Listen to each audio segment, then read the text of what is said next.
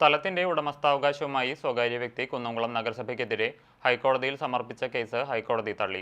മതിയായ തെളിവില്ലാത്തതിനാൽ പുറമ്പോക്ക് ഭൂമിയായി പരിഗണിച്ചാണ് ഹൈക്കോടതിയുടെ വിധി. കുന്നംകുളം പഴയ ബസ് സ്റ്റാൻഡിന് എതിർവശത്ത് അപകടാവസ്ഥയിൽ നിന്നിരുന്ന കെട്ടിടം പൊളിച്ചു നീക്കിയ സ്ഥലത്തെ ചൊല്ലിയായിരുന്നു അവകാശവാദം. നിലവിൽ ഈ സ്ഥലത്ത് നഗരസഭ പൂന്തോട്ട നിർമ്മാണം നടത്തുന്നുണ്ട്. സ്ഥലം തന്റേതാണെന്ന് കാണിച്ചാണ് ക്ലെമിസ് എന്ന വ്യക്തി ഹൈക്കോടതിയെ സമീപിച്ചത്. എന്നാൽ സ്ഥലത്തിന്റെ ഉടമസ്ഥാവകാശത്തിനാവശ്യമായ തെളിവുകൾ സമർപ്പിക്കാൻ സാധിച്ചില്ല. സ്ഥലം പുറമ്പോക്കായി തന്നെ കുന്നംകുളം വില്ലേജ് ഓഫീസിൽ രേഖകളുണ്ട്.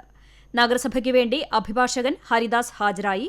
സ്വച്ഛ് സർവേക്ഷന്റെ ഭാഗമായി പൊതുയിടങ്ങൾ ഏറ്റെടുത്ത് മാലിന്യമുക്തമാക്കുന്നതിനും പൊതുയിടങ്ങളിൽ സൗന്ദര്യവൽക്കരണം നടത്തുന്നതിനും സർക്കാർ നിർദ്ദേശമുള്ളതിനാൽ കഴിഞ്ഞ ഡിസംബർ മാസത്തിലാണ് നഗരസഭ പൂന്തോട്ടം നിർമ്മിക്കാൻ ആരംഭിച്ചത്. തുടർന്ന് സ്വകാര്യ വ്യക്തി ഹൈക്കോടതിയിൽ കേസ് ഫയൽ ചെയ്തതോടെ നിർമ്മാണം നിർത്തിവെച്ചു. ഹൈക്കോടതി വിധി വന്ന സാഹചര്യത്തിൽ പൂന്തോട്ടത്തിന്റെ അവസാനഘട്ട പ്രവൃത്തികൾ പൂർത്തിയാക്കി ഉദ്ഘാടനം ചെയ്യുമെന്ന് നഗരസഭാ ചെയർപേഴ്സൺ സീതാ രവീന്ദ്രൻ പറഞ്ഞു.